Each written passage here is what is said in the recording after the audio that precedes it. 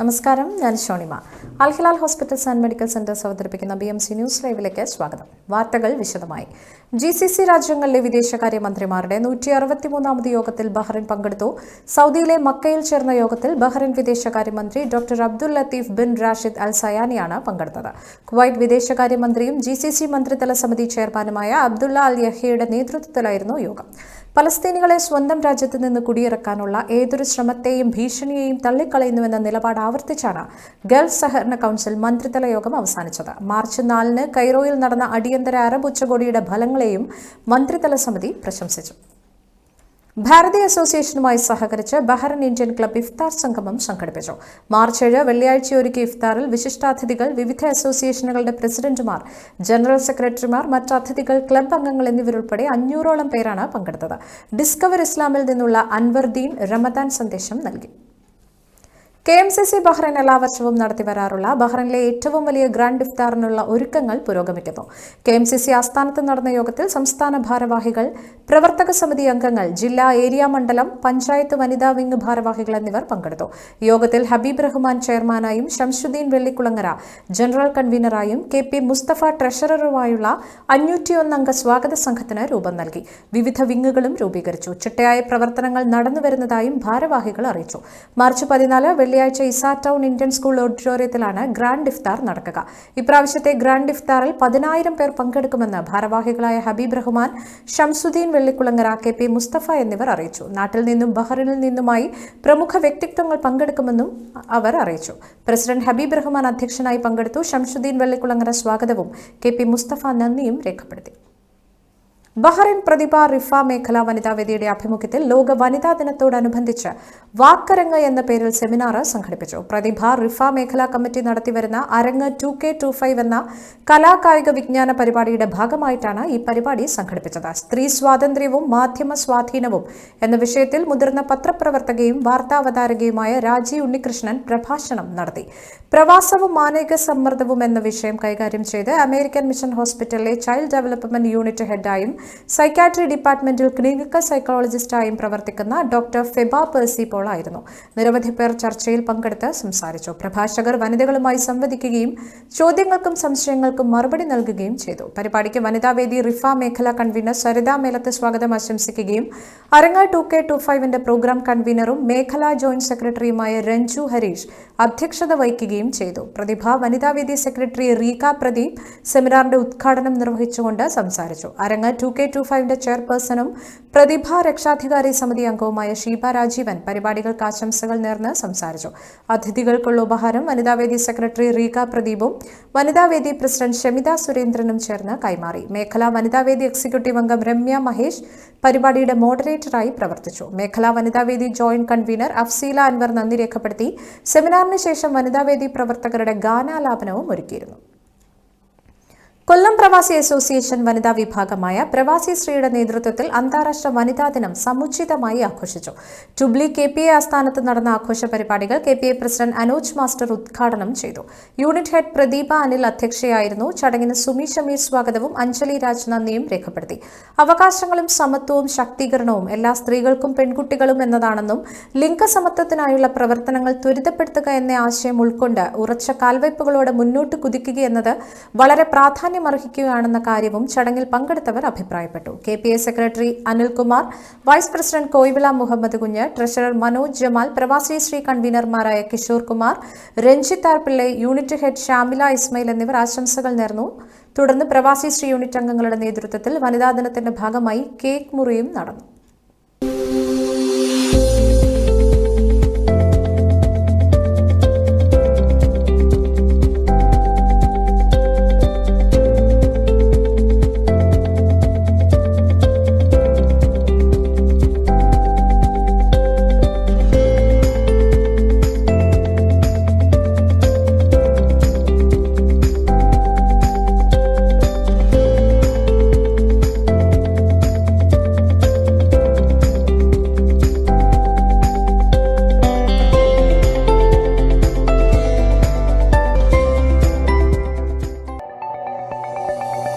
Our skin is the mirror of our soul. Our skin is our largest sensory organ. Our skin needs a healthy microbiome balance.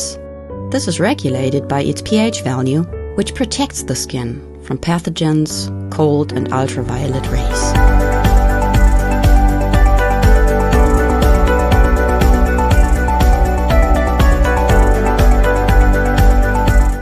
Sebamed protects your skin.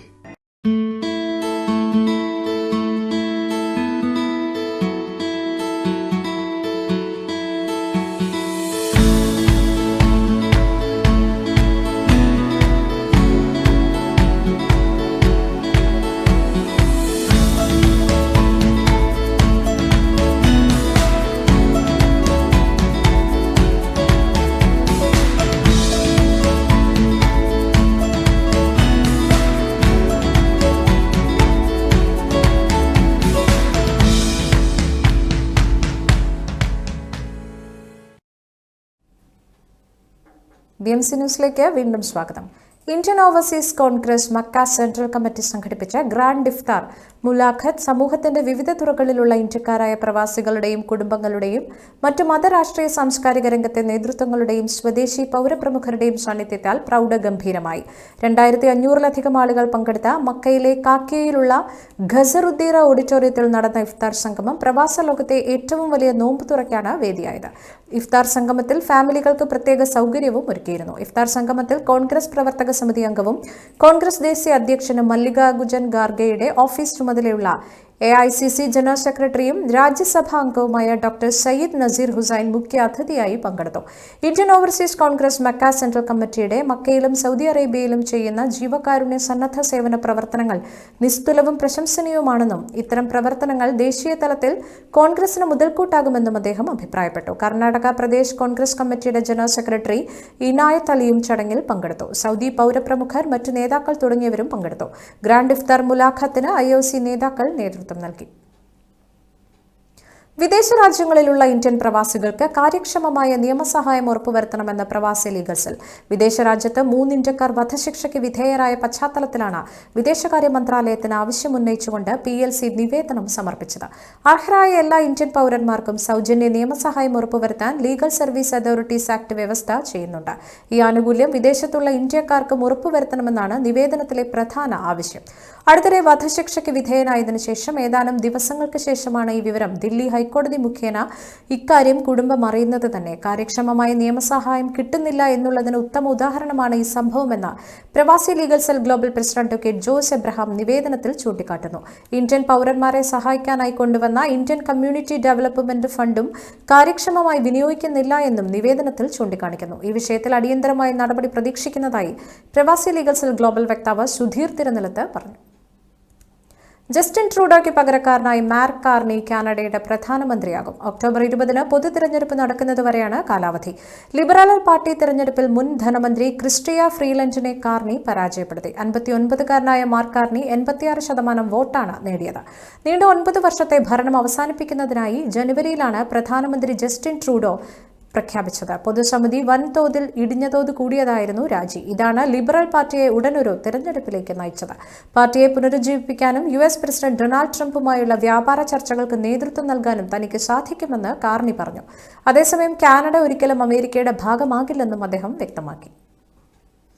ദുബായിൽ നടന്ന ICC champions trophy ഏകദിന cricket മത്സരത്തിൽ വിജയക്കൊടി പാറിച്ച Indian ടീമിന് ആശംസകളുമായി പ്രധാനമന്ത്രി നരേന്ദ്രമോദി. അസാധാരണ മത്സരം, അസാധാരണ വിജയം എന്നാണ് ഇന്ത്യയുടെ വിജയത്തെ പ്രധാനമന്ത്രി വിശേഷിപ്പിച്ചത്. എക്സിലൂടെ പങ്കുവച്ച പ്രശംസയിൽ പ്രധാനമന്ത്രിയുടെ അഭിമാനവും സന്തോഷവും പ്രകടമായിരുന്നു.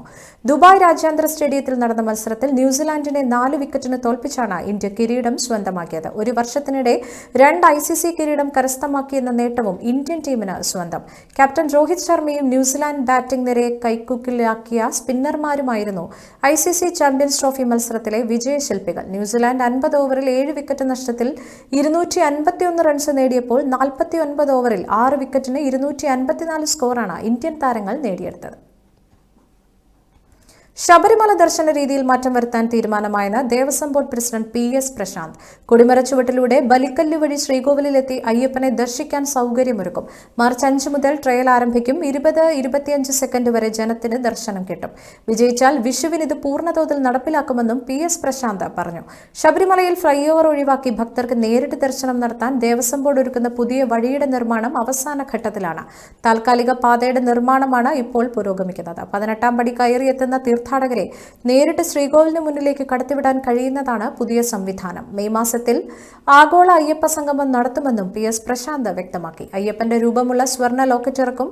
ഏപ്രിൽ 1 മുതൽ ബുക്കിംഗ് ആരംഭിക്കും. വിഷു കൈനീട്ടമായി നൽകുമെന്നും PS പ്രശാന്ത് കൂട്ടിച്ചേർത്തു.